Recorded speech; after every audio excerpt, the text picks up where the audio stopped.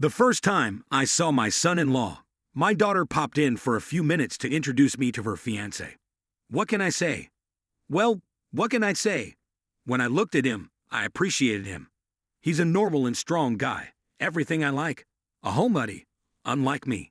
And the second time we met was at a family celebration, whether it was New Year's Eve or another celebration.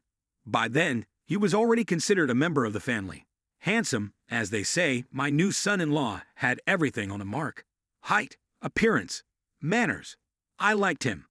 Not to hide, there was something else about him that reminded me of my first love. They looked so much alike that I had goosebumps running down my spine, even though it had been years since I'd last seen him. It was at this family gathering that everything happened. My first love had the same face, and even the build was eerily familiar. It excited me, made me tense, almost embarrassed. If he handed me a dish rag, a blush appeared on my cheeks. I felt something for him. Everyone was showing a certain interest. Quiet music played, and my son-in-law invited me to a slow dance. The room was dimly lit, and the guests didn't pay much attention to us. Everyone was busy doing their own thing. Let them roast marshmallows or something. I, on the other hand, preferred to take the opportunity to chat with my son-in-law. Meanwhile, he seemed to be a little impressed with me too. His gaze lingered on me as we settled on the comfortable couch, each holding a cup of lemonade, and chatted about nothing in particular.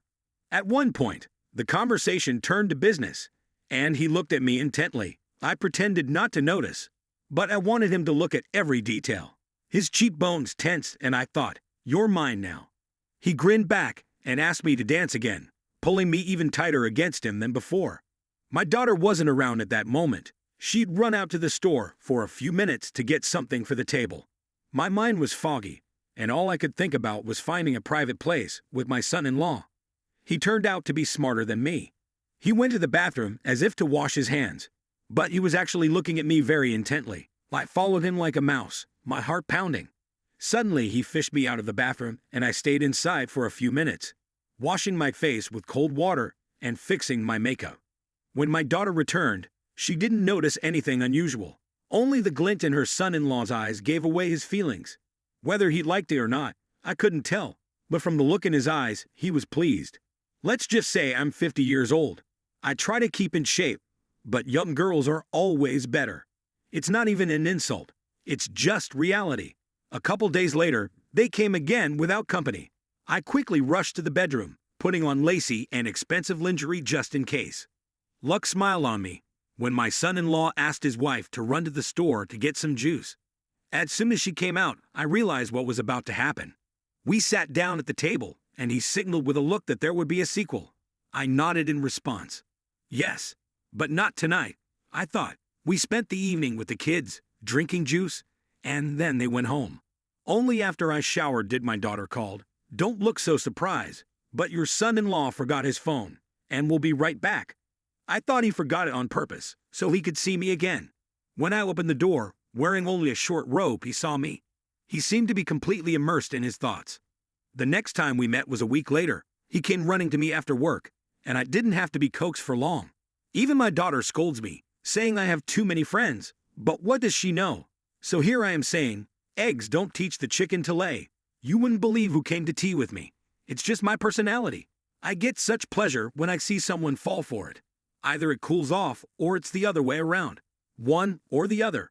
So I told him, "I'm sorry, but it's not you. It's just that you remind me of my first love." He took no offense and replied, "That's fine. It doesn't bother me. On the contrary, it's a happy coincidence. We see each other from time to time.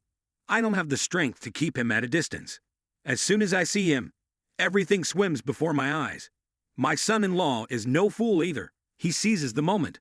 I never thought I'd be privy to such a secret. But what can I do? Today, as you can guess, my daughter is not asking me any questions. She has no idea. What they talk about is none of my concern. My concern is setting the table if they come to visit, and I have a special treat for some guests. But only one person knows about this treat, my son-in-law. It is for him that I try to make the treat. I try to involve others if necessary. But if not, I close the door in their face. That's how we live our lives.